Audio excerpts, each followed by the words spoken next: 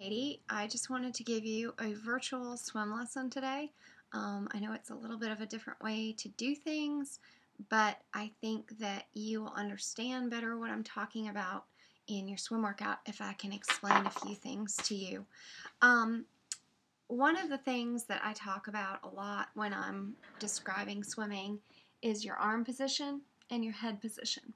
I like to always have one arm out in front of you so that your ear can actually rest on your shoulder. This hand should not start to pull until this hand reaches your ear. So that's just a little something you can do with timing. That means you're going to be holding this arm out in front of you and extended a lot longer than you currently are. One thing you can do to get better at this is to rest both hands on a kickboard and almost do a form of catch-up drill so that both hands are coming forward and resting on that kickboard. It gives you immediate feedback if you're doing it correctly or not. The other thing that I noticed that's really going to make a big change to your swimming is where your arms are in relation to your body. Hopefully you can see me on this. What I noticed a lot is you have this arm coming down and across. When you're entering the water, you tend to enter here. You're reaching forward and throwing it forward. You do have a nice high elbow on the recovery, but the reach forward is crossing the center line that literally goes from the center of your head all the way down through your torso. We want to keep that in line at all times because that's kind of the axis on which your body rotates. Maybe you've heard that before, but I just thought it would be helpful for me to mention it. So when you enter the water, ideally you're entering and then pushing forward. Pushing forward actually under the water as you reach forward. It should be about shoulder width, so this is your position, and then the one hand passes your ear or your head, and that's when you start your catch with the other. Okay, so that's just leading me into what I really want to talk to you about, and that's your catch, because that's where your power comes from. Right now, like I said, you're swinging across with one arm, and then the other, it looks like you're bending, but you're coming across that center line.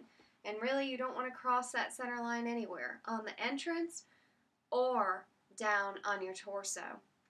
Of course, I can't see that good because the video that I had of you was just above the water, but I'm guessing from what I could see that that's what's happening. So what I want you to do when you go to the pool is I want you to go to the edge of the pool, and I want you to put your hands on the edge of the pool and push your body up. Notice the position of my elbows. This is where my power is. If your elbows are in close to your body, when you're swimming, you're almost slipping your arm through the water, and you're not getting any power. If the elbow is out and high, pointing up at the ceiling, notice my hand is under my elbow, you can really catch the water and push it back. So it's going to look like this. The elbow will exit first, though.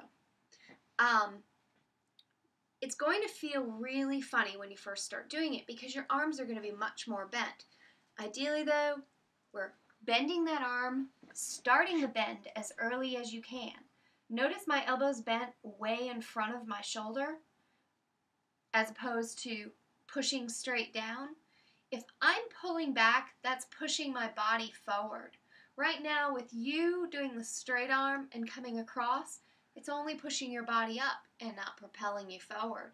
So you have a really good opportunity here to gain a lot of speed. That is the main thing I wanted to talk to you about. So you just really need to think about keeping that arm bent. And the way I'm showing you here, this is about where your arm is going to be when you're swimming.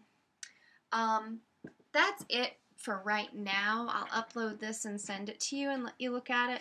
And then you can ask me any questions when I give you a call in a little bit. Thank you very much. Have a good one, and good luck making these changes.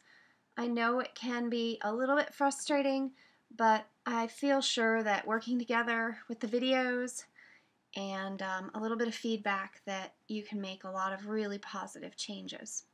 All right, talk to you later. Bye.